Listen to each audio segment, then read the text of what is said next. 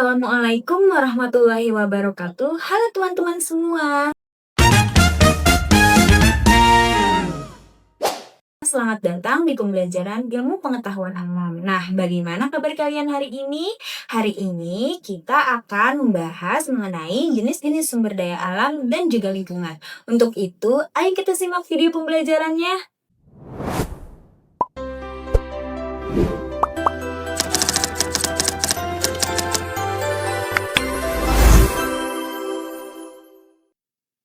Nah, teman-teman, yang pertama kita akan membahas mengenai pengertian sumber daya alam. Nah, pasti teman-teman semua belum tahu kan apa pengertian dari sumber daya alam? Nah, di sini saya akan menjelaskan. Menurut Sukanto Reksodiprodjo, sumber daya alam merupakan segala sesuatu yang memiliki manfaat dan juga nilai dalam kondisi saat ditemukan. Nah, sumber daya alam itu mencakup seluruh kekayaan di bumi. Nah, baik makhluk hidup maupun benda mati yang bermanfaat bagi manusia, memiliki jumlah yang terbatas, serta pemanfaatannya juga harus mempertimbangkan aspek teknologi, ekonomi, sosial, dan juga lingkungan. Nah, selanjutnya kita akan membahas mengenai jenis-jenis sumber daya alam berdasarkan materi. Ada dua, yaitu sumber daya alam hayati atau biasa disebut juga dengan biotik, dan sumber daya alam non-hayati, dan disebut juga abiotik. Nah, kita akan membahas yang pertama dulu nih, sumber daya alam biotik. Sumber daya alam biotik itu berasal dari makhluk hidup. Contohnya itu ada hasil hutan, pertanian, peternakan, dan juga perikanan. Lalu, sumber daya alam non-hayati atau abiotik adalah sumber daya alam yang berasal dari benda mati atau kondisi alam. Nah, contohnya itu ada tanah, air, batuan, udara, dan juga mineral. Nah, teman-teman, jika sebelumnya kita sudah membahas sumber daya alam berdasarkan materi, sekarang kita akan membahas mengenai jenis-jenis sumber daya alam berdasarkan sifatnya. Ada dua juga, yaitu sumber daya alam yang dapat diperbarui dan sumber daya alam yang tidak dapat diperbarui. Nah, kita akan membahas yang pertama, sumber daya alam dapat diperbarui, yaitu sumber daya alam yang dapat digunakan kembali dan juga bisa dipulihkan oleh alam. Nah, contohnya apa saja nih teman-teman? Contohnya itu ada air, tumbuhan, dan juga hewan. Sementara sumber daya alam yang tidak dapat diperbarui yaitu sumber daya alam yang jumlahnya terbatas dan membutuhkan waktu yang sangat lama untuk terbentuk. Nah, contohnya itu ada minyak bumi, batu bara, gas alam, dan juga emas. Selanjutnya, kita sampai di pembahasan sumber daya alam ruang. Sumber daya alam ruang atau ruang angkasa merupakan sumber daya yang penting dan strategis bagi kehidupan modern. Salah satu contohnya adalah geostationary orbit atau yang biasa disebut GSO, yaitu orbit satelit yang bersifat terbatas namun memiliki nilai ekonomi dan juga teknologi yang tinggi. Nah, pemanfaatan ruang angkasa digunakan dalam berbagai bidang yaitu seperti telekomunikasi, pengembangan, ilmu pengetahuan dan teknologi, serta pertahanan dan juga keamanan. Nah, meskipun memiliki manfaat besar, sumber daya ini bersifat terbatas dan tidak dapat dimiliki secara eksklusif oleh satu negara, sehingga penggunaannya harus dilakukan secara bersamaan. Nah, sekarang kita akan mempelajari mengenai pengertian lingkungan. Nah, menurut Kamus Besar Bahasa Indonesia atau KBBI, lingkungan diartikan sebagai suatu wilayah atau kawasan beserta seluruh unsur yang ada di dalamnya yang berada di sekitar manusia serta memengaruhi pertumbuhan dan juga kehidupan manusia. Nah, selanjutnya klasifikasi lingkungan. Ekosistem adalah suatu sistem ekologi yang terbentuk dari hubungan, yaitu timbal balik antara makhluk hidup, yaitu komponen biotik, dan lingkungan fisik atau tak hidup, yaitu komponen abiotik di suatu wilayah tertentu.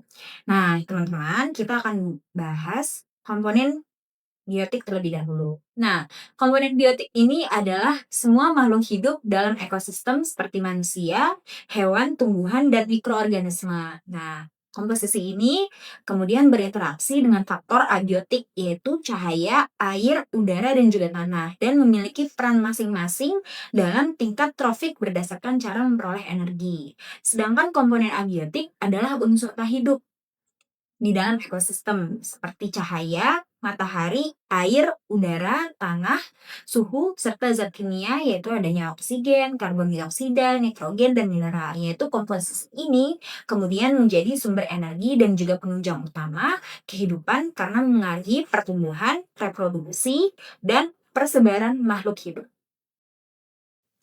Nah, selanjutnya hubungan sumber daya alam dan juga lingkungan. Nah, hubungan sumber daya alam dengan lingkungan itu bersifat saling bergantung. Nah, kenapa teman-teman saling bergantung? Karena lingkungan menyediakan sumber daya alam bagi manusia. Nah, sementara pemanfaatannya akan memengaruhi kondisi lingkungan itu sendiri. Nah, pengelolaan yang baik dapat menjaga keseimbangan dan juga keberlanjutan, sedangkan pengelolaan yang buruk dapat menyebabkan kerusakan lingkungan. Nah, dampak pemanfaatan sumber daya alam. Nah, di sini itu ada dampak positif dan juga dampak negatif. Kita akan bahas mengenai dampak positifnya. Nah, dampak positifnya itu adalah meningkatkan kesejahteraan ekonomi masyarakat, terus membuka lapangan kerja, dan juga memenuhi kebutuhan hidup, yaitu baik pangan, energi, dan juga bahan baku. Sedangkan dampak negatifnya, yaitu adanya kerusakan lingkungan, seperti adanya penebangan hutan, pencemaran air, dan juga tanah. Lalu yang kedua ada kehabisan sumber daya akibat dari eksploitasi yang berlebihan. Dan yang ketiga adanya banjir dan juga kekeringan karena rusaknya hutan. Dan yang keempat, menurunnya kualitas lingkungan dan juga ekosistem. Kita sampai di slide upaya pelestarian sumber daya alam dan lingkungan. Nah, upaya pelestarian sumber daya alam dan lingkungan dilakukan melalui konservasi, pengelolaan berkelanjutan, rehabilitasi lahan, penggunaan ekonomi ramah lingkungan, serta melibatkan kearifan lokal dan partisipasi masyarakat. Nah, langkah-langkah ini itu penting untuk menjaga keseimbangan ekosistem dan menjamin keberlanjutan sumber daya bagi generasi mendatang. Nah, dengan adanya pengelolaan yang bijak, sumber daya alam tidak hanya memenuhi kebutuhan saat ini, tetapi juga tetap tersedia bagi generasi yang akan datang. Nah, teman-teman, akhirnya kita sampai di kesimpulan. Nah, jadi apa kesimpulan yang sudah kita pelajari hari ini? Kesimpulannya adalah sumber daya alam merupakan segala sesuatu yang berasal dari alam, baik hayati maupun non-hayati. Nah, yang memiliki manfaat bagi kehidupan manusia. Namun, jumlahnya terbatas sehingga harus dimanfaatkan secara bijak. Lingkungan sebagai tempat hidup manusia yaitu terdiri dari komponen biotik dan abiotik yang saling berinteraksi membentuk yang namanya ekosistem. Hubungan antara sumber daya alam dan lingkungan yaitu bersifat saling bergantung, di mana lingkungan menyediakan sumber daya, sementara pemanfaatannya akan memengaruhi kondisi lingkungan itu sendiri. Nah, pemanfaatan sumber daya alam memberikan dampak positif seperti meningkatkan kesejahteraan, tetapi juga dapat menimbulkan adanya dampak negatif, yaitu seperti kerusakan lingkungan jika dilakukan secara berlebihan. Nah, teman-teman, selesai sudah video pembelajaran kita kali ini. Terima kasih sudah menyimak dan juga mencatat pembelajaran kali ini. Sampai bertemu di video pembelajaran minggu depan. Terima kasih. Wassalamualaikum warahmatullahi wabarakatuh.